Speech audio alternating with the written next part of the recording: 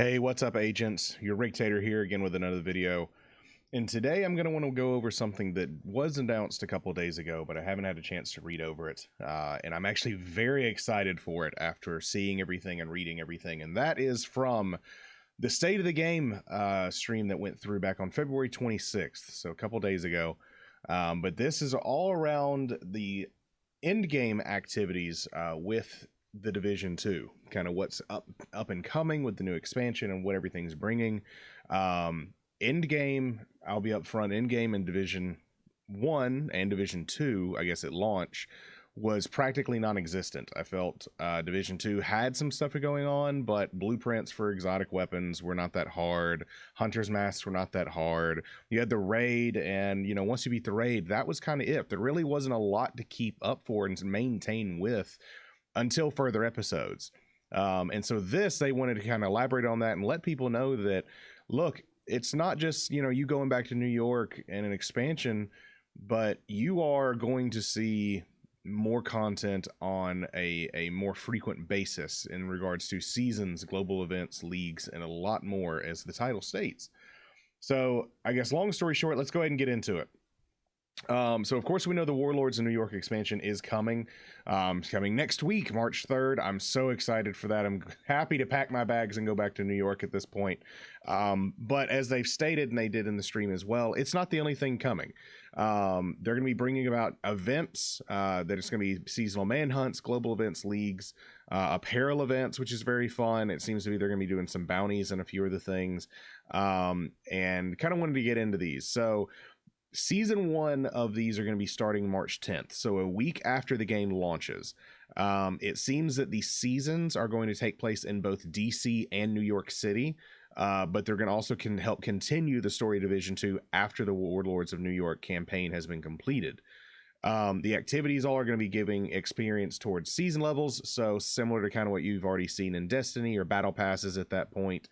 And they kind of help unlock a lot of rewards or shade tech levels and that kind of stuff, to help further improve in-game stats. Now, of course, as an announcement, everyone there, it should be going on now. Division 2, not Destiny 2. We were talking about Destiny on stream tonight.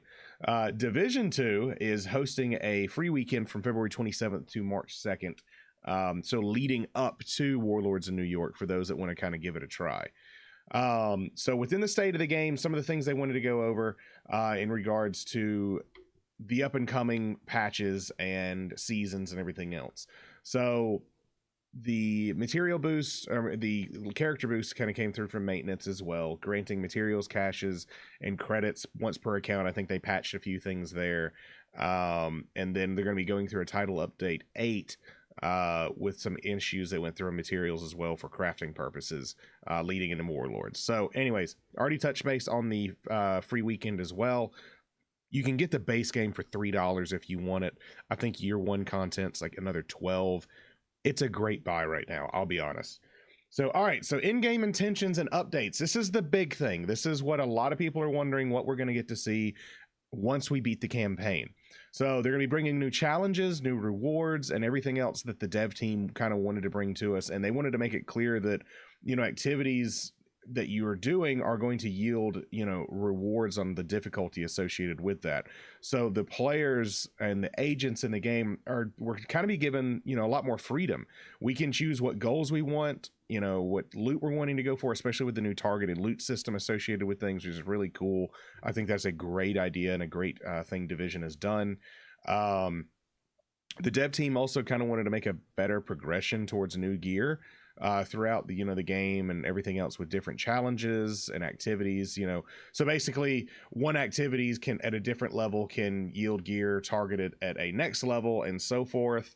But basically the better the difficulty, the better your targeted loot will be at that point, or focus elsewhere.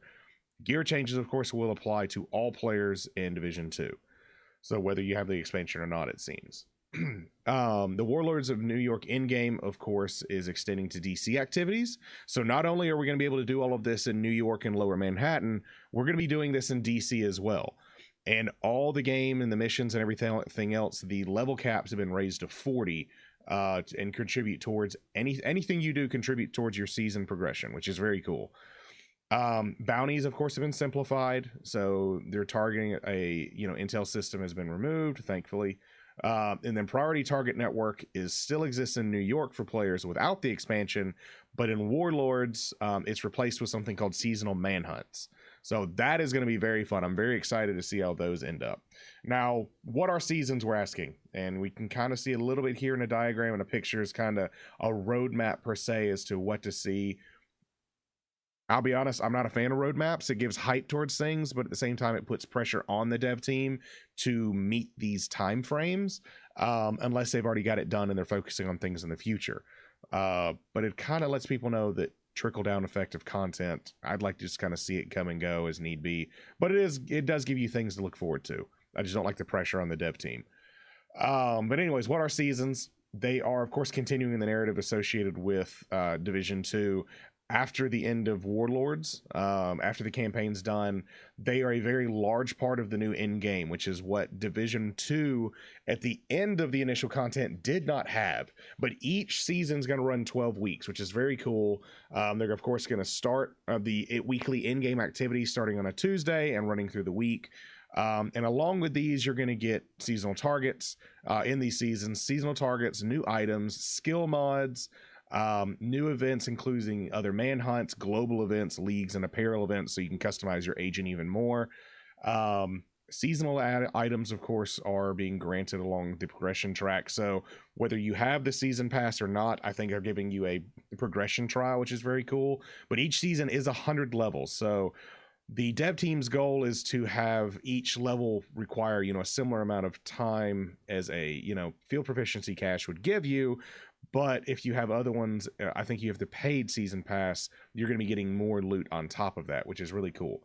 But as you can see here, it shows on season 1, it looks like March 10th is one of the first ones. I think it's the launch. It looks like where this is going to be our first seasonal manhunt they're going to be going for. And then it looks like March 31st will be the next one, and then kind of continuing on. But then after that, you see kind of a West Side League, which looks like to be a West Side grind area. You have a Polarity Switch event, which is Polarity Switch, from what I read, actually seems very cool. When you're doing activities and targeted grinds, each character has a certain polarity. If you have that polarity and you're shooting an enemy that it has the same polarity, you do increased damage. If you shoot other enemies within this challenge that does not have the same polarity, it apparently can either damage you, stun you, or cause some issues, which is actually a really cool thing to make you kind of focus on who you're firing at, which I think is pretty cool. But then you see a different league here within April, a new apparel event, which looks very nice, another league to a global event, which would be very nice, and then another global event at the end of May with another league in May as well. So seems like every week we're having new content, which is very nice. That's kind of giving more and more reason for people to come back. And then looks like something into... Great question, is I don't know where, but something here is going to grow. Anyway, seasonal manhunts, let's get into it. So what this is bringing is narrative targeting towards briefings to continuing the story. So people you're hunting down, people probably associated with the cleaners or one of the other rogue agents or anything, or Keener. Something else has happened at this point. But anyways, a new target, as we just saw in this diagram, a new target is changed or unlocked every 3 weeks. So they're available throughout the season after being unlocked, which allows players to join in late for the seasonal manhunt. So basically, if they've already been locked on March 10th and you didn't get to it, but now it's April 21st, you can go back and do these two on top of that one, which is really, really cool they've done. It's not something like you're punishing the player for not playing. Because let's be honest, I mean, if you are over a game, I'm an advocate for, if you're not enjoying a game and not happy with it, don't play it because you feel like you have to. Then you're going to grow to regret and hate the game. There's a lot of games out there. There's a lot of fun to be had. So pick up and play. I'll be honest, I wasn't 100% with Division. I went elsewhere, but I'm coming back. I've been back for a couple weeks now, and I'm really, really enjoying it. So it'll come and go. I mean, that's how games are. Unless you're a World of Warcraft addict, then that's all you play. Shout out to WoW. Anyways, so with the manhunts, you are taking down, prime targets on top of 4 targets initiated. So basically, you're taking out, similar to what it seems like they're doing in Warlords, to where you have the under henchmen or the the underlings leading up to the big boss, which is pretty cool. So it seems like other story missions within this to grow the world and also continue with loot.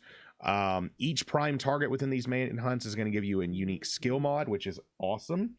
And then the prime target will of course have a revamped target mission. So basically the new factions occupying an area after the campaign, you're gonna have a target mission associated with that with the new faction. And the manhunts as well can be repeated for, I guess, different challenges and also different tiers of loot. So you have normal, hard, challenge, and heroic on top of that. The season events you go through, which are the standard week-long celebrations for when a new target comes through, you know, XP bonuses, shade levels, that kind of stuff. Global events on top of that. So what these are with the global events, and this is kind of one of the things I had mentioned prior. So they're gameplay modifiers that kind of spice up gameplay. So this is kind of what I had mentioned with the Polarity Event, which is pretty cool. But they last 1 week, and there's going to be 3 global events per season. They include challenges, you know, that unlock on a daily basis, so that you can get more loot, earn stars, rank up, get global event rewards, that kind of stuff, and all go towards your season level. And then of course playing in the events and completing any challenges earn big chunks of XP that also apply to the season level, which is very nice. Even more loot. They're being very generous with loot, and I'm happy with that right now. The other thing as well is the Polarity Event. Already discussed that as to what it is. Players' enemies have a visible positive or negative charge. Shoot the one that you're charged with to do increased damage. Otherwise, you're having a consequence. One thing is pretty cool though is I forgot to mention switching weapons, reloading, and melee attacking enemies changes your polarity. So it keeps you on your toes, keeps you moving around. Very fun event, it sounds like. Leagues. So this is a faction-based PvE challenge that players can complete for rewards. The first league is going to be the West Side League, focusing on defeating outcasts. Basically what it ends up doing is it's kind of like a challenge mode towards other groups. So compare times, compete with others to attack a leaderboard, and fulfill other challenges to rank up and earn more gear or shade levels and season levels and that kind of stuff, which I think this is really cool, especially for those that like the speed runners and do a nice DPS build to kind of burn through a mission for records. I think that's actually really, really cool. Now for the apparel events, that is one of the other things they had briefly mentioned.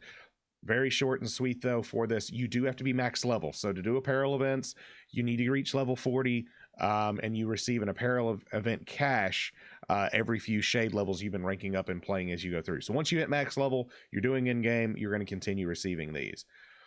Now, I'm going to hold off on that one. So what are the rewards? I guess you're wondering, why am I going to play this? I'm going through everything. They can unlock a unique skill mod, you know, by completing global manhunts. Players can, you know, get free track of seasonal progression if you don't have the paid one that costs $10. That the first season pack is included with the expansion as well, which is nice. But the premium track rewards give a unique season outfit, named weapon skins, additional randomized gear, crafting materials, apparel keys, emotes, faction keys, textiles, blah blah blah blah blah. Basically, if you're paying the $10 on top of what you're getting in the free, you're getting a lot more as you're leveling up. So similar to how Destiny did with their season passes. But I feel like this is a lot more going forward as far as it goes. Global events and leagues, of course, reward up to 10 guaranteed rewards each, including 2 unique cosmetic rewards and 8 caches of gear each, which is very cool. So playing in the seasons, you're getting rewarded. If you're playing the game, you're getting rewarded. I like the way they're going with this for this end game. It feels like it's making you want to come back for more. Now, the big thing people freaked out about: sets. Holy crap. It looks like they're teasing some of the sets coming back, especially the strikers. And from what it looks like on here, it gives you the different pieces associated. So 50% weapon handling with 2, 15% rate of fire addition with 3, does not mention a 4-piece. But basically Striker's Gamble gives you what it says, amplifying total weapon damage by 0.5%, stacking up to 50 times, I believe is what that says, which is pretty awesome. Each 1 stack's lost each second, but 3 stacks are lost each time you miss. So gotta maintain your target. So very cool. Looks like they're bringing a Striker one, the Striker set, and then System Corruption set, which looks like it's focusing on resistances and armor percent. Could be like a PvP or a dark zone because it looks like pulse resistance, disruptive resistance, that kind of stuff, which is very, very cool. Glad to see these. Love the color and everything else. I mean, it looks so good. Everything in the division looks good. The way it's all set up, the design's great. Fashion souls would be great. I don't care what the stats look like. I want to look good while I do it. Anyways, so how long will it take to reach level 100? That's the max. Apparently, as you progress through, it's not going to be very hard as long as you're maintaining things to reach there. You know, once they're trying to make it almost like a field proficiency, so as frequent as you earn those, you'll be ranking up in the season events. Seasonal level skips, of course. They're basically what they're talking about is there's, you know, like I mentioned before, there's a lot of different types. Some will play every minute, some are not going to wait. It's just one of those things. So basically, level skips, depending on the playtime, what they're stating here is that 100 season levels is achievable, but not all players are going to need to get there. To help with this, the team is allowing players to purchase season level skips as a catch-up. So basically, these are available towards the end of the season, depending on how much you've been engaged in it. So if you're like level 20 out of 100, they could offer this for you to get this loot so that you're not missing out on what everyone else has already gotten. I think that is actually really, really cool that they've done that. Because there have been some games to where, you know, I love it. Oh crap, I want to go off and play these other games. I'm kind of getting burned out on this. But there's all that loot that you're missing. You can come back and get it all, which is freaking awesome. So kudos to the dev team for this. That's a great idea at that point. Now, where do seasons happen?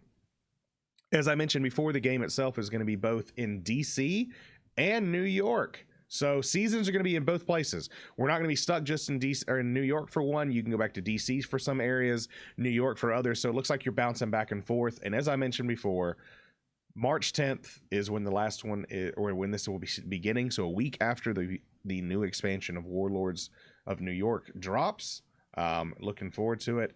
They gave an animated video associated with this state of the game as well, that's kind of talking about Keener and his lieutenants kind of coming together and building things up for New York, and then basically the division saying we need backup, and they called a DC to bring you here, especially after the way episode 3 ended at Coney Island. You already came across Keener, you know you're hunting him down at this point.